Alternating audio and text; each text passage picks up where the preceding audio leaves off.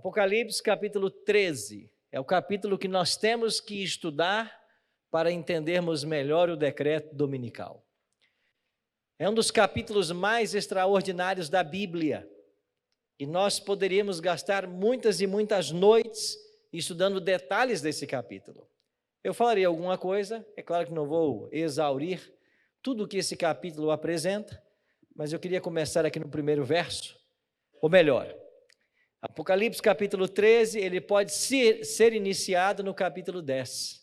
E no capítulo 10, versos 1 e 2, eu leio assim: Vi outro anjo forte descendo do céu, envolto em nuvem e com arco-íris por cima de sua cabeça. O rosto era como o sol, as pernas como colunas de fogo, e tinha na mão um livrinho aberto, e pôs o pé direito sobre o mar e o esquerdo sobre a terra. Quem é esse anjo aqui? Quem é que no Apocalipse é descrito vindo com as nuvens? Cristo. No capítulo 4 você tem um arco-íris sobre o trono de Deus. Aqui aparece o arco-íris. No capítulo 1 você tem a cena de um rosto como o sol e as pernas como colunas de fogo. É uma descrição do Cristo glorificado, no capítulo 1, verso 12 em diante. Então, o capítulo 10 de Apocalipse apresenta o próprio Cristo. E aí diz o capítulo 10 de que ele colocou um pé direito sobre o mar e o esquerdo sobre a terra. O que significa essa posição de Cristo, com um pé sobre a terra e um pé sobre o mar? A sua autoridade. A autoridade sobre terra e mar. Isso significa essa posição. Agora, quando chegamos ao capítulo 13, você tem duas bestas.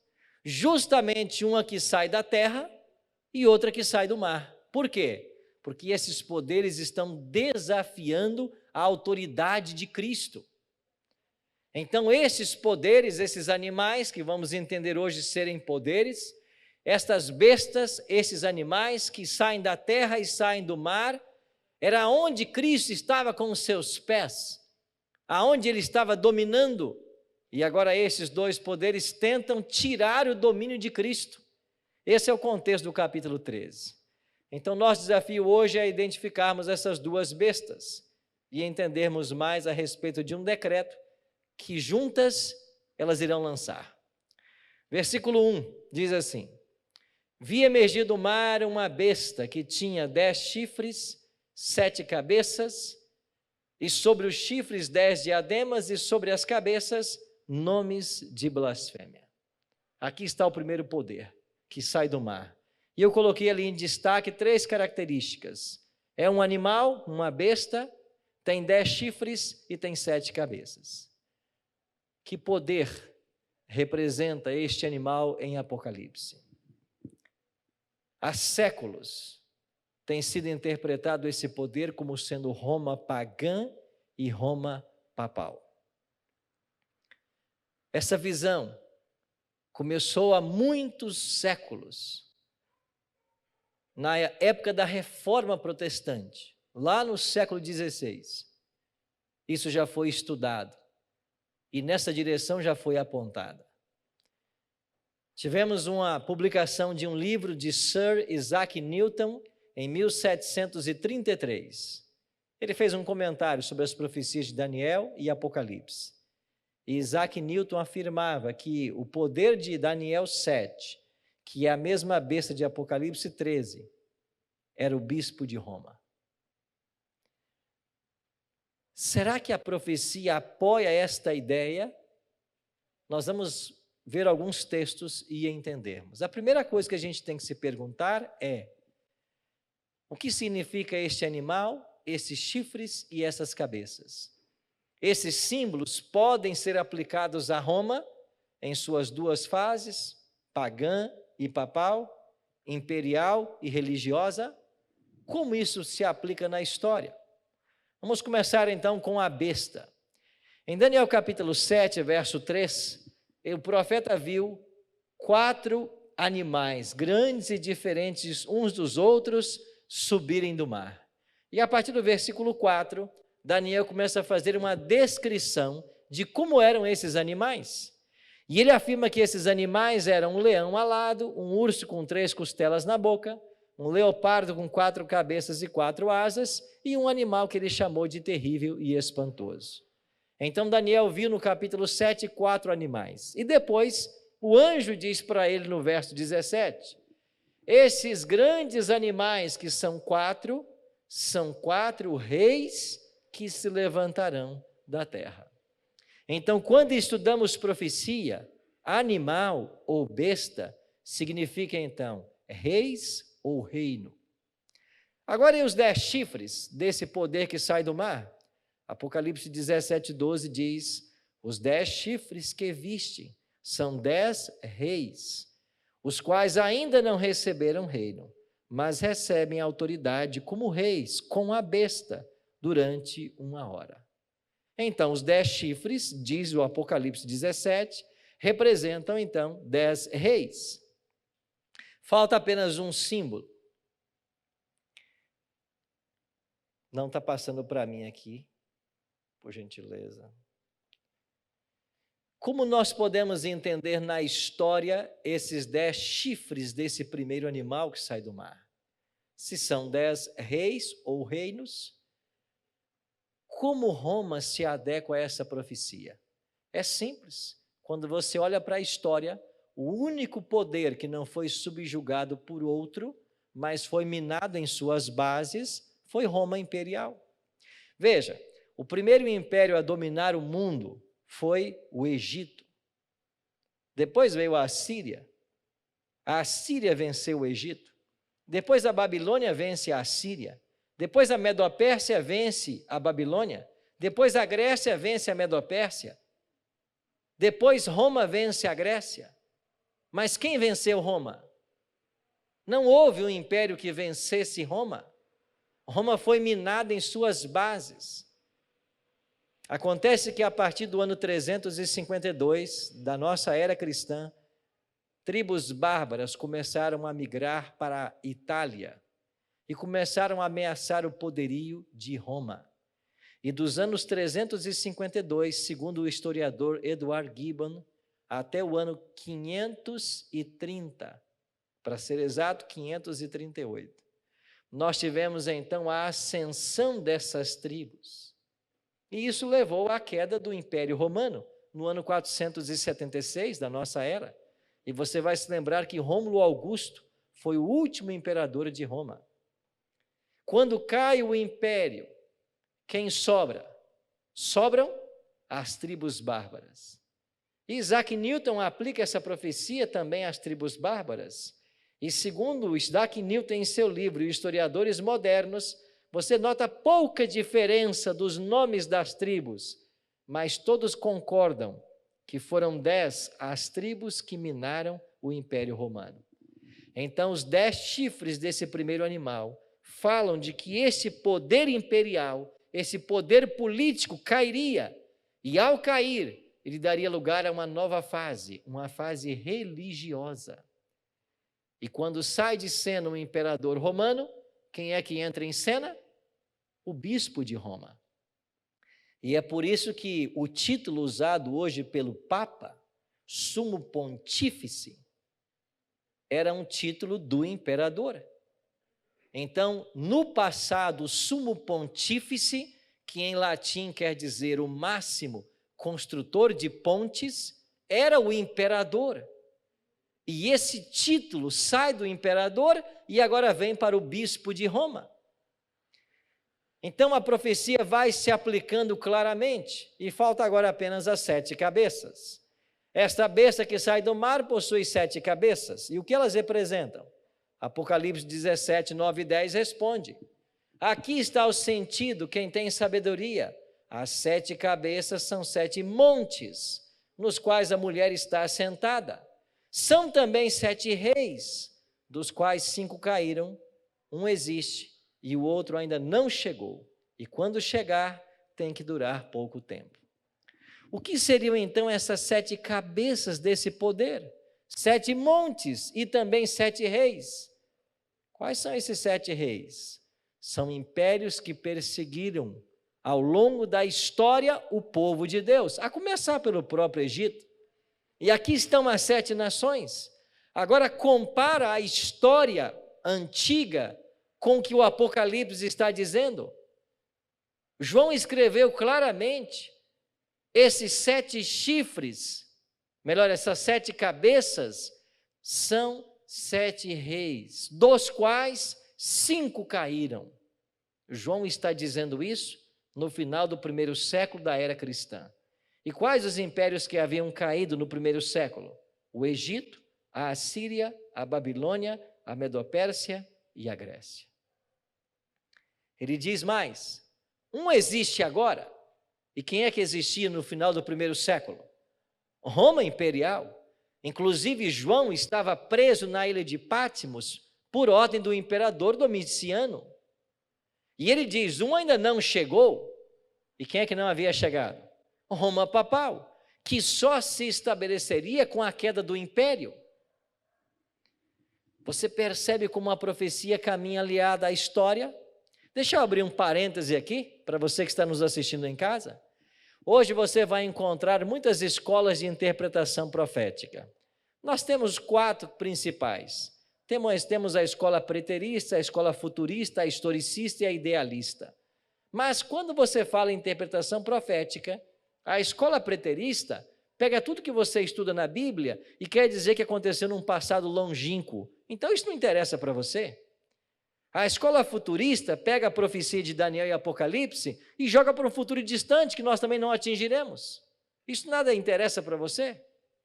A escola idealista de igual forma. Agora, a Igreja Adventista do Sétimo Dia entende a profecia e a interpreta à luz da escola historicista. Por quê? Porque nós entendemos de que o melhor intérprete da profecia é a história. Olha para a história. 5 caíram. Um existe, um ainda não chegou. E todas essas 7 nações, ou esses 7 poderes, foram opressores do povo de Deus. Começa aqui com o Egito, 400 anos de escravidão. Vai para a Síria, destruiu as 10 tribos do norte de Israel, no ano 722 a.C. Vai para a Babilônia, escravizou por 70 anos as 2 tribos que sobraram. Vai para a Medopérsia, perseguiu o povo de Deus nos dias da rainha Estéria e do rei Assuero. Vai para a Grécia, profanou o templo dos judeus através de Antíoco Epifânio e perseguiu os judeus. E vai para Roma, império, crucificou o próprio Cristo. E quando nós chegamos em Roma papal, o que acontece? Um poder opressor e perseguidor, que perseguiu os cristãos por séculos, como nós veremos daqui a pouco. Isaac Newton já falava lá no século XVIII, várias das coisas que eu estou apresentando para vocês. Quando chegamos ao versículo 2, Apocalipse 13 diz de que essa besta que sai do mar, que nós entendemos ser Roma pagã e papal, ela se assemelha ao leopardo, ao urso e ao leão, os animais que eu apresentei para vocês lá de Daniel capítulo 7. Agora, por que é que não aparece aqui o animal terrível e espantoso? Porque o animal terrível e espantoso é também um símbolo de Roma. Então, este animal terrível e espantoso do capítulo 7 de Daniel e a besta que sai do mar de Apocalipse 13 falam de um mesmo poder. Agora, por que é que esse 4º animal e por que essa besta que sai do mar tem semelhança com o leão, com o urso e com o leopardo? Na profecia de Daniel, o leão simboliza a Babilônia, e de Babilônia, Roma copiou o orgulho e a altivez. O urso representa a Medopérsia, e dos medos e persas, Roma copiou o dia de adoração ao sol, porque foi lá no Império Medo-Persa que surgiu o mitraísmo, e os mitraítas são na história mundial os primeiros adoradores do sol. Daí veio a guarda do domingo. E qual é a semelhança que Roma tem com o leopardo, que significa a Grécia? Dos gregos, Roma herdou a adoração de imagens, os deuses e os ídolos. E assim como na Grécia você tinha um deus para cada estação, para cada sentimento, hoje Roma tem um santo para cada dia do ano, um santo para cada causa. Isso é uma cópia dos gregos. É por isso que esse poder se assemelha ao leão, ao urso e ao leopardo. Mas a profecia não para por aí. O versículo 5 diz que ela recebeu uma boca para proferir arrogâncias e blasfêmias e ainda autoridade para agir 42 meses. Se estamos falando de profecia, eu tenho que entender que este é um tempo profético. E quanto que dá 42 meses? Basta você multiplicar por 30, porque no calendário judeu você tem 12 meses com 30 dias. O ano possuía 360 dias. E se multiplicarmos 42 vezes 30, você chega a 1.260 dias. Em profecia, de acordo com Números 14, 34 e Ezequiel 4, 6 e 7, cada dia equivale a um ano. Então você tem exatamente um período de 1.260 anos de supremacia papal. Não está passando para mim aqui o slide. Você tem 1.260 anos de supremacia papal. Vá para a história. É exatamente isto. Em 1798, a história diz que no dia 15 de fevereiro daquele ano, os generais Berthier e Servani aprisionaram o Papa Pio VI por ordem de Napoleão Bonaparte. 15 de fevereiro de 1798. Agora volta exatamente 1.260 anos na história e você chega no ano 538. E o que aconteceu em fevereiro de 538 para marcar o início dessa supremacia? Expulsa de Roma a última tribo ariana que ameaçava a hegemonia do Papa, os ostrogodos, expulsos em fevereiro de 538. Agora, é lógico que o papado não tinha toda a autoridade em 538, mas o caminho foi aberto para a sua atuação. E ele foi num crescente ao longo dos séculos, e quando chegamos ao 11º, 12º e 13º séculos, nós temos o ápice do poder papal. Quando o Papa é colocado como um Deus sobre a terra. Quando nesse mesmo período se estabelece o pior dos estratagemas de Satanás, a Santa Inquisição. E como resultado da Santa Inquisição, milhares e milhares de pessoas foram mortas. Se um dia você for à Alemanha, visite ali Constança. E você tem ali exatamente um local onde foram queimados, no intervalo de um ano, John Hus e Jerônimo de Praga. Milhares foram mortos. Estude a história dos valdenses, do Piemont e do Vale do Agrongona. Eu estive visitando a casa dos valdenses, norte da Itália, sul da França. Um povo pacífico, que cultivava cada pedacinho de terra que tinha para tirar o sustento. As hordas de Roma chegavam ali, a mando do papado, e ceifavam a vida de todos quantos podiam. Por quê? Porque os valdenses amavam a Bíblia e não se submetiam ao bispo de Roma. Volte um pouquinho mais, ou melhor, avance um pouquinho mais na história, e nós chegamos ao século XVI, no grande movimento da Reforma Protestante, e aí você tem um monge agostiniano que abalou os alicerces de Roma, Martinho Lutero. Lutero começou a estudar a Bíblia, que encontrou acorrentada dentro de um mosteiro. E quando ele descobriu as verdades que a Bíblia ensinava, ele confrontou fortemente com a igreja, especialmente a igreja quando vendia salvação, as indulgências. E no dia 31 de outubro de 1517, Lutero vai lá para a porta do castelo de Wittenberg e prega aquilo que nós chamamos as 95 teses contra a venda de indulgências. E este foi o marco inicial de um grande movimento. E sabe o que fez Roma com Lutero? Primeiro, o excomungou e depois o perseguiu. E se você for para os anais da história e estudar lá o concílio ou a dieta de Worms, você vai descobrir que ele foi convocado ali para dar justificativa pelo que ele estava ensinando contra a igreja.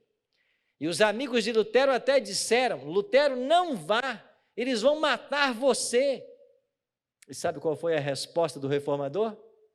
Ainda que daqui para Worms tenha tantos demônios nas estradas quanto telhas nas casas, lá eu estarei e ficarei de pé pela verdade. E ele foi. Ele ficou de pé pela verdade.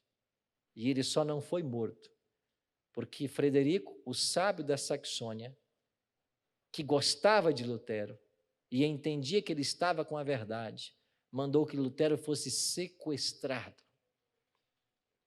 E esse Frederico Sábio era um homem que eu aprendi a admirar. E sabe o que disse Frederico Sábio para os seus soldados? Sequestrem Lutero e o escondam num local onde eu não saiba, porque se me prenderem, se descobrirem e me torturarem, eu não poderei entregá-lo. E sabe para onde levaram Lutero? Para o castelo de Wartburg, no alto de uma colina. Eu fui visitar esse castelo. E sabe o que tem lá no alto desse castelo até os dias atuais?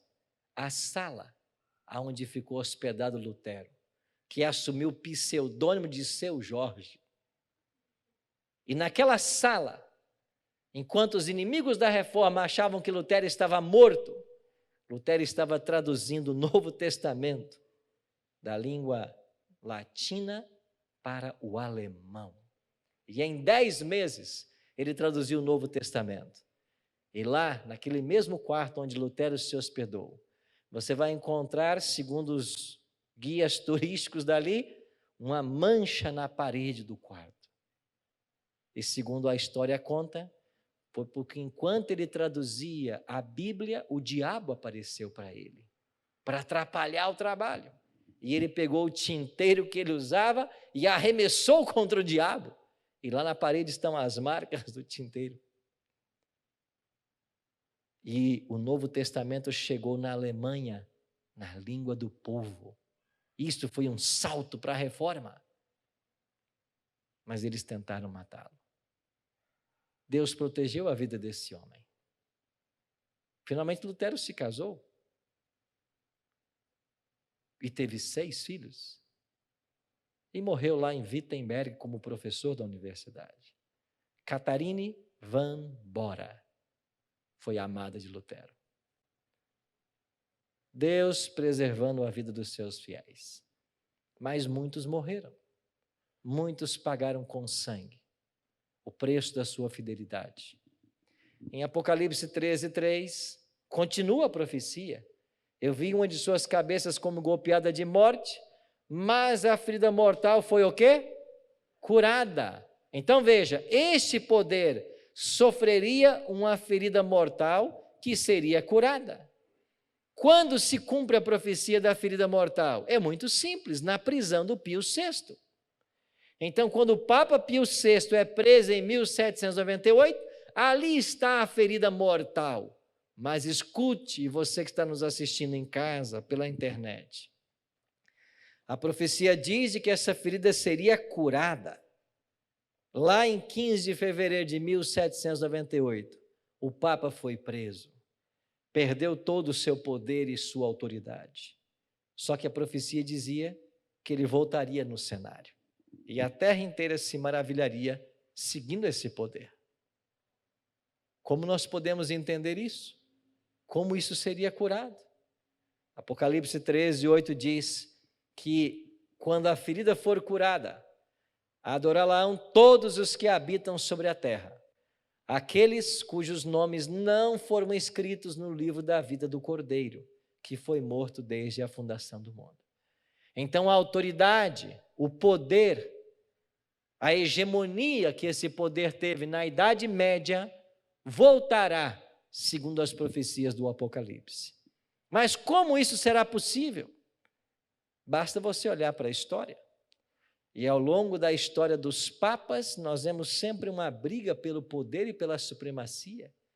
E isso está acontecendo e nós estamos testemunhando o que está acontecendo na história, da autoridade desse poder. Eu não sei se você tem conhecimento desse material, que já tem traduzido para o português, mas esta obra, O Papa e o Concílio, é uma obra que você poderia se interessar por ela. Ela foi traduzida do alemão para o português pelo baiano Rui Barbosa. Um alemão que usou o pseudônimo de Janus, escreveu a respeito da autoridade dos papas e das suas prerrogativas, ou pelo menos do que eles abrogavam na Idade Média, e eles se consideravam verdadeiros deuses. E Rui Barbosa traduziu essa obra para o português, e ela ensina claramente de que os papas se consideravam deuses, e que todos deveriam adorá-los. Ele documenta nessa obra. E Rui Barbosa prepara uma introdução, que é o volume 1, só que a introdução de Rui ficou mais grossa que a própria obra. Então, o volume 1 é a introdução de Rui Barbosa, e o volume 2 é a obra em si. Eu motivo você a conhecer mais desses documentos. Então, para que esse poder volte à ascensão, vai haver uma união. De quem? Da segunda besta com a primeira. Mas quem é essa besta que sai da terra? Nós interpretamos esse poder como sendo os Estados Unidos da América do Norte. Vamos ver se a profecia nos ajuda com isso? Apocalipse 13, 11. Vi ainda outra besta emergir da terra. Possuía 2 chifres, parecendo cordeiro, mas falava como dragão. A primeira indicação que nós temos na profecia é que ela possuía 2 chifres. Lembre-se, os Estados Unidos, a maior nação protestante do mundo, surgiu em 2 pilares, ou surgiu fundamentada em 2 pilares: liberdade civil e liberdade religiosa, separação da igreja e do Estado. E você conhece a história do surgimento desse poder que prega a liberdade, mas vai chegar o dia de que essa liberdade será cerceada e ela vai deixar a aparência de cordeiro, que no Apocalipse é Cristo, então é uma aparência religiosa, e vai começar a falar como dragão, diz o verso 11, e o dragão é Satanás, ou seja, ela vai apresentar-se como um poder opressor. Como isso vai acontecer? Olhe para a fundação dos Estados Unidos. Eles saíram lá da Europa, os cristãos perseguidos pelo papado. Estamos falando do século 17. E numa pequena embarcação chamada Speedwell, eles começaram a viagem. Quando esse velho barco chegou no sul da Inglaterra, não havia condições de prosseguir. E eles trocaram de barco, deixaram o Speedwell e pegaram o Mayflower. E esse barco, com cerca de 100 pessoas, deixou uma cidadezinha no sul da Inglaterra chamada Plymouth. E depois de vários dias cruzando o Atlântico, eles chegaram nas praias do novo continente. E eles chamaram agora este novo continente de New England, uma nova Inglaterra. E eles chamaram este local em especial de Plymouth, o mesmo nome da cidade de onde eles saíram. Então, Plymouth tornou-se o berço da civilização dos Estados Unidos da América do Norte. E se você vai hoje visitar Plymouth Plantation, o local onde eles aportaram, conta a história de que uma pedra foi ali colocada para marcar exatamente o local aonde eles desembarcaram. E ali existe um monumento construído e na pedra está escrito 1620, porque foi exatamente nesse ano que os pais peregrinos chegaram nesse continente. Começou-se uma colonização, organizaram-se as 13 colônias e em 1776 eles alcançaram sua independência. Agora o que acontece com esse poder? Versículo 12. exerce toda a autoridade da primeira besta na sua presença e faz com que a terra e os seus habitantes adorem a primeira besta cuja ferida mortal fora curada. Então será os Estados Unidos da América do Norte, será esta nação que vai levar o mundo a adorar o papado. Como isso será feito? Apocalipse 13, 16 e 17 responde: a todos, os pequenos e grandes, os ricos e os pobres, livres e os escravos, faz que lhes seja dada certa marca sobre a mão direita ou sobre a fronte, para que ninguém possa comprar ou vender, senão aquele que tem a marca, o nome da besta ou o número do seu nome. Sabe o que é isto? Um decreto que vai ser imposto para que as pessoas adorem a besta. O decreto dominical. A santificação do primeiro dia da semana. Isso vai começar lá, pelos Estados Unidos, e vai se espalhar pelo mundo inteiro. Os dois poderes vão se unir. E a conversa diplomática entre Casa Branca e Vaticano já é um capítulo na história.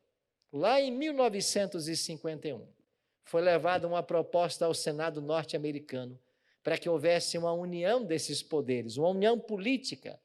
E houve uma confusão tão grande no Senado que a sessão teve que ser cancelada. 1951. Mas nada como o tempo para fazer esquecer as coisas. E quando chegamos na década de 1990, nós temos a relação diplomática consumada através do Papa João Paulo II e de Ronald Reagan. Por que o domingo tornar-se-á o elemento aglutinador para esta união? O Papa já tem defendido isso há séculos. Isso não foi diferente com João Paulo II, que no seu pontificado publicou esta obra, Dies Domini, o dia do Senhor. E olha o que diz essa encíclica papal do Sumo Pontífice João Paulo II sobre a santificação do domingo. E nesta carta papal está todo o embasamento que eles usam para tentar dizer que o domingo é o dia santo na Bíblia. Resultado, esta união, ela vai acontecer. Inclusive a revista Time, naquela década, parece que, seguindo as profecias de Apocalipse, colocou como matéria de capa Reagan e João Paulo II e intitulou a matéria A Santa Aliança. William Wilson foi nomeado primeiro embaixador no Vaticano. E nós temos agora o início das relações diplomáticas entre esses dois poderes. Isso jamais foi percebido antes. Ou seja, o mundo está se polarizando. E o que vai acontecer?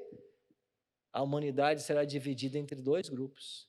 Aqueles que vão aceitar o selo de Deus, e nós estudamos ontem sobre o selamento, sábado sobre o selamento, e aqueles que vão aceitar a marca da besta. Então, o que finalmente será a marca da besta de Apocalipse 13? É a crença que o domingo é o dia santo, é a assimilação desse conceito. E o mundo vai ser dividido entre os guardadores do sábado e os guardadores do domingo. E eu e você teremos que escolher de que lado ficar. E sabe o que vai acontecer mais? Olha o que fará esse poder ainda. E foi-lhe dado comunicar fôlego à imagem da besta, para que não só a imagem falasse, como ainda fizesse morrer quantos não adorassem a imagem da besta. Então, em Apocalipse 13, você tem dois decretos. O primeiro, não pode comprar e nem vender, senão quem submeter-se ao decreto dominical. E quem não se submeter, primeiro não pode comprar e nem vender, e finalmente será declarado réu de morte. É assim que o conflito vai chegar ao seu ápice. E esses poderes unidos, Irão perseguir ao remanescente fiel, identificado em Apocalipse 12, 17, como aqueles que guardam os mandamentos de Deus e têm o testemunho de Jesus. À luz de Apocalipse 13, o fim se aproxima. E cada vez mais nós veremos um apelo mundial a favor de um dia de guarda. Vez por outra, você ouve do atual Papa Francisco declarações sobre a importância do domingo para a família cristã. O desejo de fazer desse dia um dia único para descanso e adoração. Isso vai crescer cada vez mais. O movimento ecumênico está profetizado na Bíblia. Ele vai acontecer. E serão dois os elementos aglutinadores: a crença que o domingo é o dia santo e a crença que a alma é imortal. Essas duas pseudo-doutrinas levarão o cristianismo a uma união. E quando isso acontecer, uma homenagem será prestada ao originador do domingo, o poder papal. Você percebe para onde nós estamos caminhando na profecia bíblica? É por isso que eu afirmo para você com toda certeza: o fim está perto. À luz de Apocalipse 13, nós estamos ouvindo os passos de um Deus que se aproxima. Porque Cristo vai voltar. Para quê? Para dar fim a esses dois poderes. E a única saída para todos nós é nos colocarmos hoje nas mãos de Cristo para fazer a vontade dele. A história vai se repetir. A autoridade que gozou esse poder na Idade Média, ela vai ser mais uma vez alcançada. E quando isso acontecer, as fogueiras se reacenderão novamente. Surgirá no meio do remanescente um movimento de reforma jamais visto. O evangelho vai avançar com poder, o poder da chuva serôdia, conforme estudamos ontem. Mas enquanto o evangelho avança com poder na sua pregação, intensidade também haverá na perseguição. E todos nós precisamos escolher de que lado vamos ficar. Cristo nunca prometeu que o caminho seria fácil. Ele sempre disse que o caminho estreito era o que conduz à vida, não caminho largo, não caminho das facilidades. Pode ser que muita coisa que eu estou apresentando hoje seja nova para você, mas eu queria que você agisse como os bereanos, lá do livro de Atos, que ao receberem a palavra, eles foram examinar com toda a avidez para saber se de fato as coisas eram assim. Hoje eu recebi uma ligação de uma mulher. Ela dizia para mim que assistiu os programas ontem e ontem de ontem. E ela disse assim: pastor, quando eu me pronunciei, dizendo que eu acreditava na santidade do sábado e na vigência da lei de Deus, começou na internet um movimento contra o que eu estava falando. E começaram acusações pesadas contra os adventistas.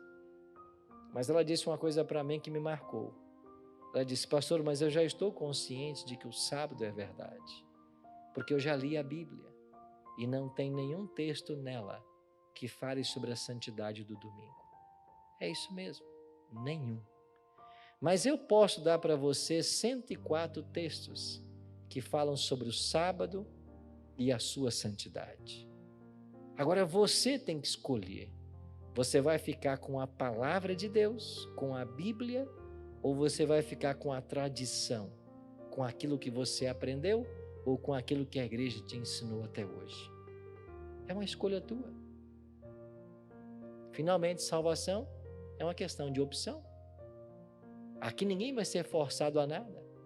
E nem a nossa função como igreja é fazer isso. A nossa função é apontar o caminho. E quem quiser ir por ele, que vá. Por mais ternos que sejam os nossos laços, fraternos, esposo e esposa, pai e filho, filho e pai. Salvação é uma questão individual. Ninguém salva ninguém. Cada um que tem que buscar fazer a sua parte. Tem que buscar ter a sua experiência com Cristo. Porque salvação finalmente é individual. E nesse tempo do fim, muitos conscientes dessa verdade vão se posicionar ao lado de Jesus. Muitas decisões serão tomadas e milagres serão feitos. Eu e você precisamos fazer parte disso.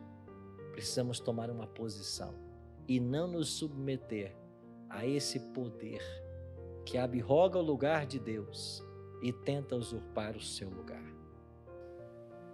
Em que momento nós estamos no cenário profético?